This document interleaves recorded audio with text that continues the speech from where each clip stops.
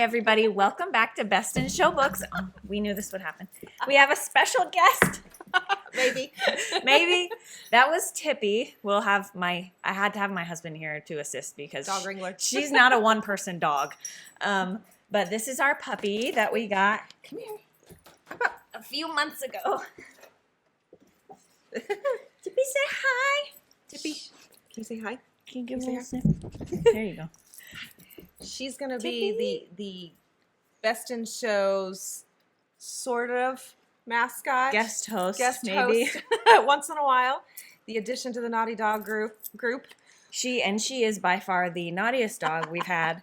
Like I said, I can't bring her, just me. The last time I brought her, actually every time I've brought her, it's like before the store opens, and she has had accidents. There she goes, sprinting, doing who knows what. Zoomies.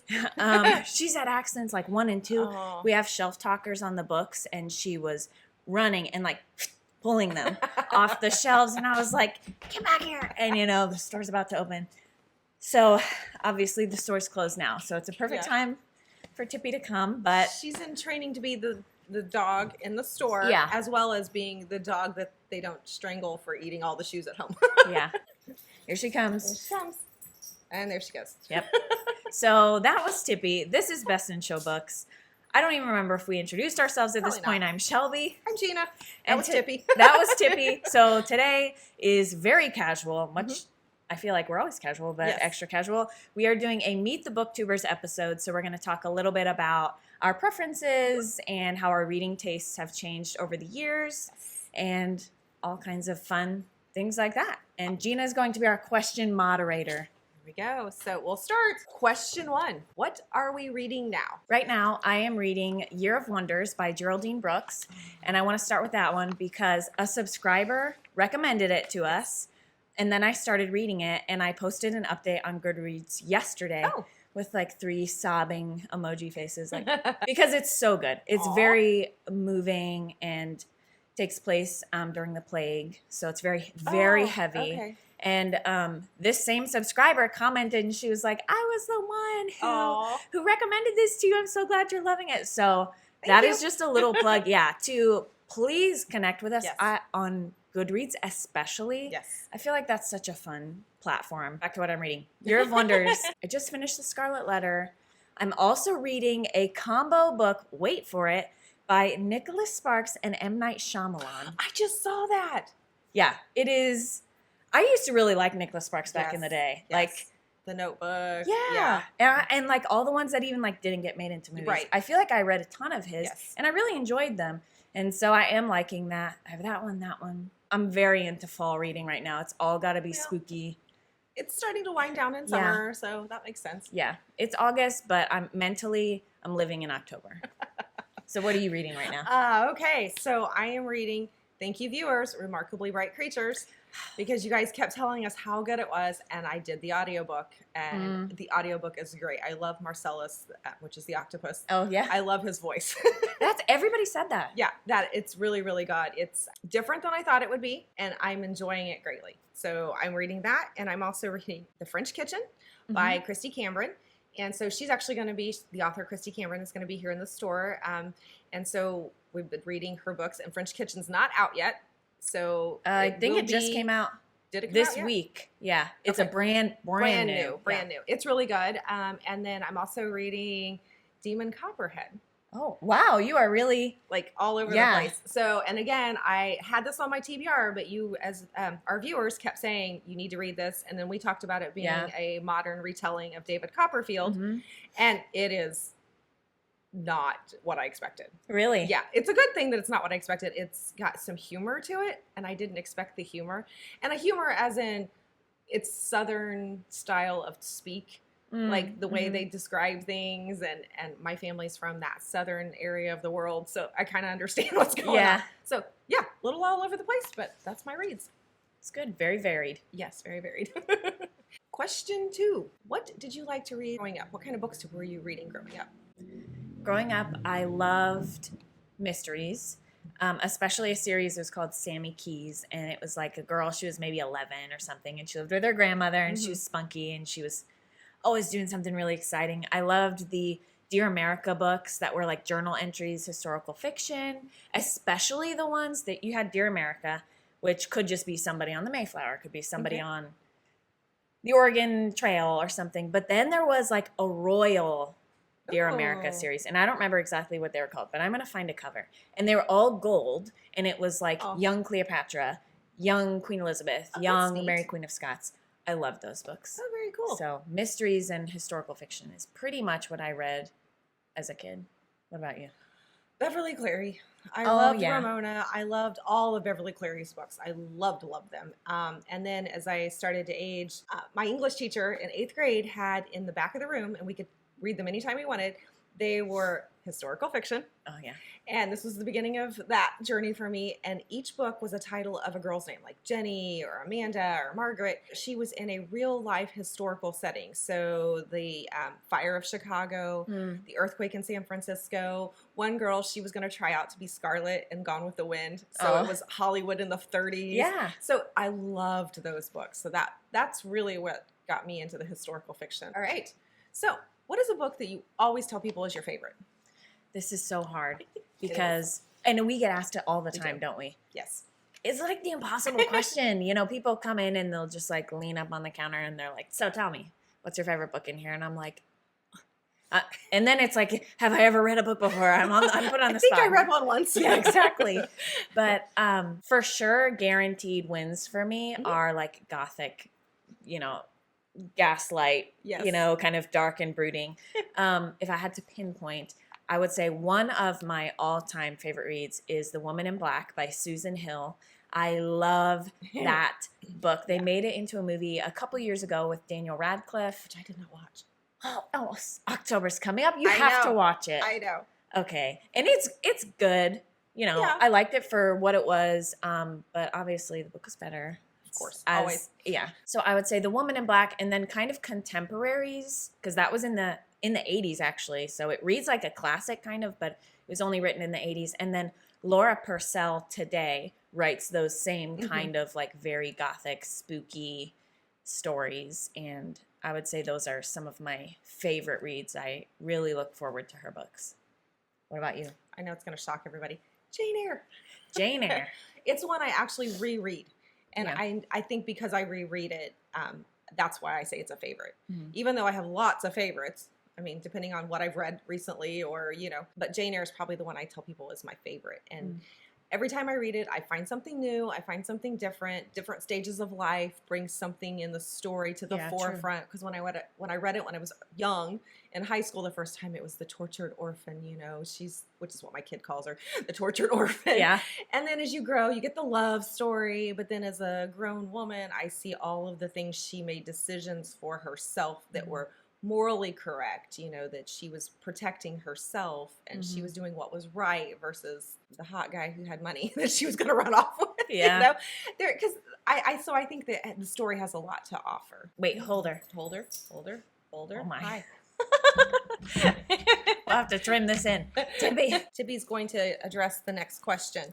Or what is your favorite time period to read about? And Tippy's would definitely be in doggy years. Tippy, my favorite time period to read about, going along with all of the books that I'm pretty much currently reading, would be like 1600s. I really like that kind of Salem witch trial era. And then also like 1800s, Victorian kind of gothic. Those are... Well, hi, Tippy. What Tippy? We knew this would happen. Okay, we're back. Sorry about that. I knew that would happen at some point, but... So I think we were discussing time periods we wanted to read about. Yes, back to that. Me, 1600s, Salem witch trials, 1800s, Gothic. Yeah. What about you? I think this is going to shock everybody. World War II. Which is good, you know. I mean, you're not alone in that, for sure. And I find that I try others and I enjoy them, but I always kind of come back to that World War II. There's just a lot to learn. Yeah, there is. There's so much, and it spans such a time frame, and the continents, and the war itself had all the countries, so you learn a lot about, I feel like I learn a lot about the world through that. All right, not just an era, but if you had one genre to pick to read for the rest of your life, what would it be? And there goes the whirlwind again. Here comes Tippy. It's like, we never know. Brace yourselves. Okay. Um, One genre for the rest of your life to read. if I could only read one, I would say nonfiction because I think nonfiction spans such a wide range. You know, you have like quirky kind of light nonfiction where if you want to just The read Axe something, book. yes, Whack Job is like kind of quirky, which we talked about a couple episodes ago. Yeah. And then you could swing like totally the other way and you could do like something heavier, Killers of the Flower Moon. Yes. You could do narrative nonfiction, Eric Larson. There are just so many different ways you could take it. So I feel like that's, if I could only read one, which would be terrible. I hope it never happens that I can only read one genre. I know. But that's what I would pick. What about you? It's going to shock everybody that's historical fiction for me. But I feel the same way. I feel like you can get the lighter historical fiction where you get more of a personal story, and then you've got the wide all the way to mystery because The Murderess that we read was a very heavy true crime mystery, but it was still historical fiction. So I feel like you get everything in there, and it doesn't have to be just World War II. Right. And it doesn't have to just be wars. So I think historical fiction would be for me. What is a book that you have read that you think deserves more hype than it got or gets?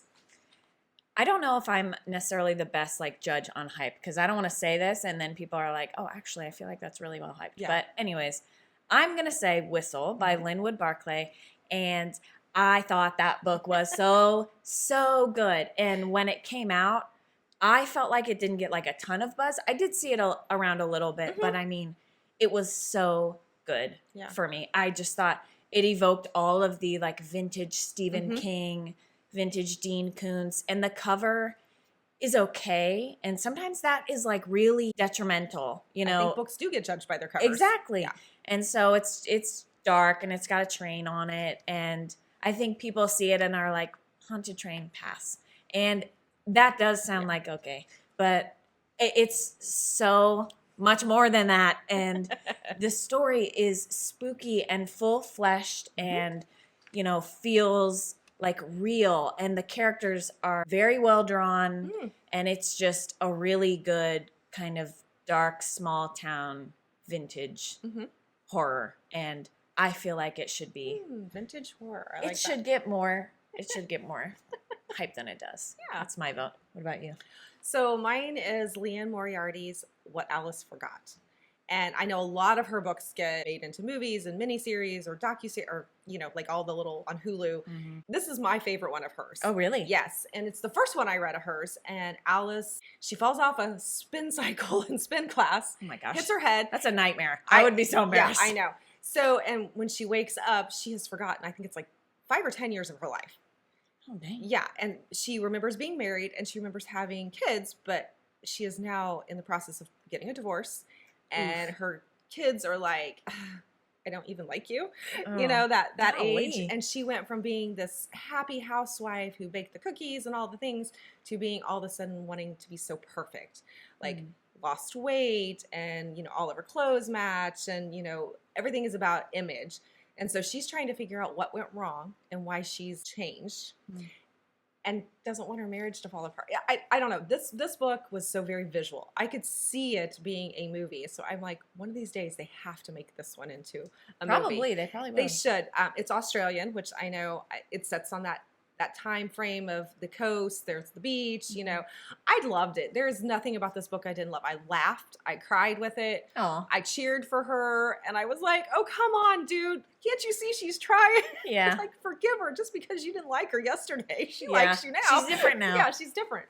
So it was just one of those books that I felt like it was just perfectly written. I loved it. Wow, that's high praise. Yes. What about a book that you thought got hype and deserved it? Two-part answer on this one.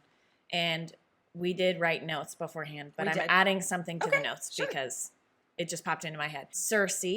That was so good. Have you read that yet? No, I have not. It was so good. And that's one that I was like every other popular book, I kind of hesitate to read it. But I read it and was like, I see why. I loved that book. And then also Pachinko by Min Jin Lee. I loved that book. And I don't really know what drew me to that, I think I was just like in the mood for a really long saga, which it is. It's probably like 600 pages. Oh, okay. And it spans a time period I really knew nothing about, like Korea before it split North and South, and the Korean relations with Japan. And it starts with this little girl at like maybe 6 or 7, and it follows her whole life. It follows like her adult children, and it was so good. It was really moving. It was very engaging. I loved that book. And that was one that won maybe it was a finalist for the National Book Award. Oh. So it was like a very like prestigious award. And I was kind of intimidated, I remember, to start it. But it was great. Highly recommend. Pachinko deserves all the hype that it gets. Okay. Yeah. What's your pick? So mine is The Women by Kristen Hanna. I feel like Kristen Hanna, either people love her books or they're like, eh. But when a book is liked by Kristen Hanna, like The Women, I mean, it was talked about, it was raved on, and I was a little leery because at that point I hadn't read her yet. Oh, really? I had not read her till The Women. And so I was like, okay, I'm going to try it.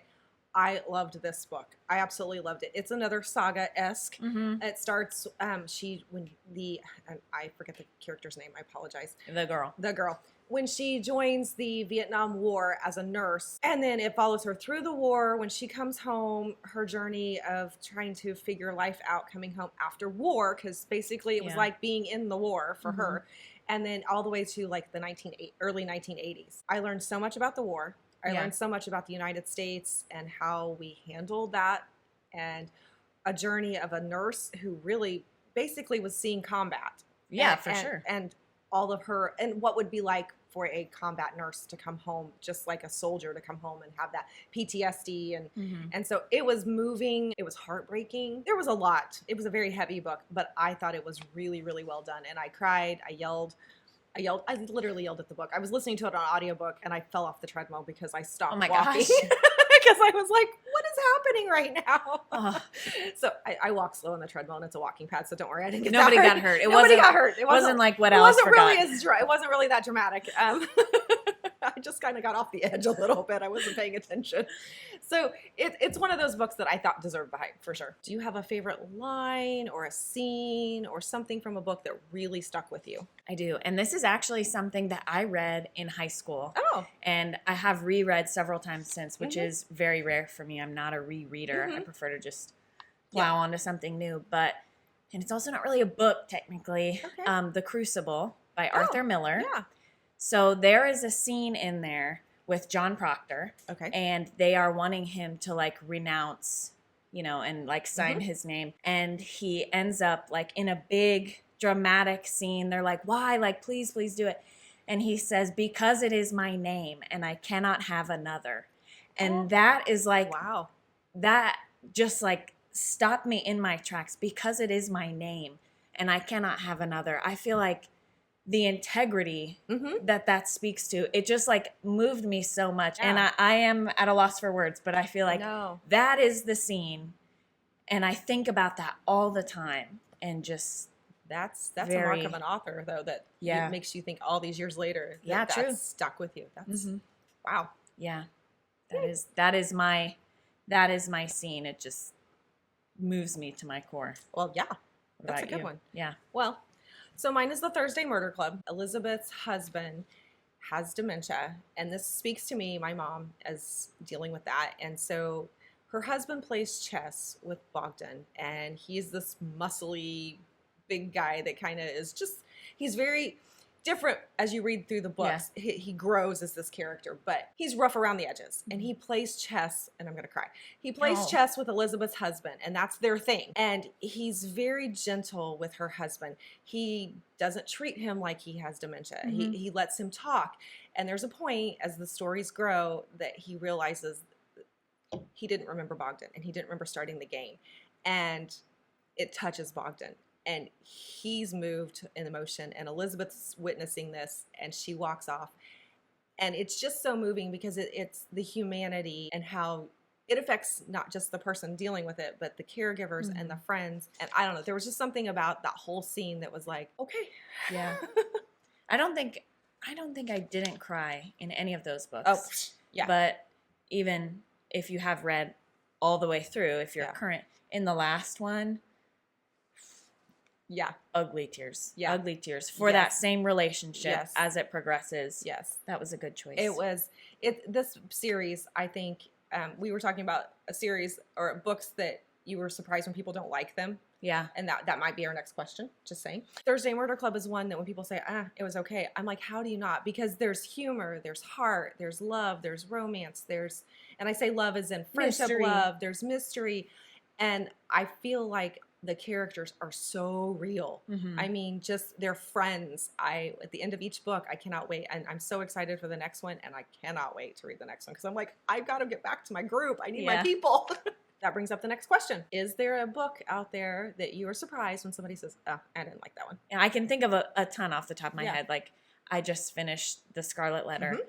And that was one, when I looked at the reviews on Goodreads, I was like, people don't like this? Yeah. And for some reason, Nathaniel Hawthorne, which I have probably read more Nathaniel Hawthorne than Jane Austen. And when people were like, I can't stand him, I'm like, what do you mean? This was such a moving story. And that was one to go back to Jane Eyre, where you said when you've read it several times and you get something new each time. I felt like I'm just gleaning nuggets. Oh, boy. Oh, here comes the whirlwind. Tippy. Hello, Tippy. Oh, Tippy. Oh, we did it. We made it around the corner. Say hi, Tippy. She's like, I want to say hello and not get Say down. hi, Tippy. Say hi, Tippy. What else? I feel like that goes a long way with classics because I feel like Jane Austen is another one. People are like, I didn't like Jane Austen. And I get it's different, British, but see, I love Scarlet Letter, but I did not like The House of Seven Gables by Nathaniel Hawthorne. So I maybe it's the story. Yeah. So what do you guys think? Yeah. Are there books out there that you are like, oh, I can't believe people said I didn't like it? Because this one was a hard one for us. We talked about this. We personally, you get involved in a story and you're like, how do you not love this story? Yeah. But is there something that you're like, no, everybody loves this and I didn't? So let us know what your thoughts are on this one. Next question.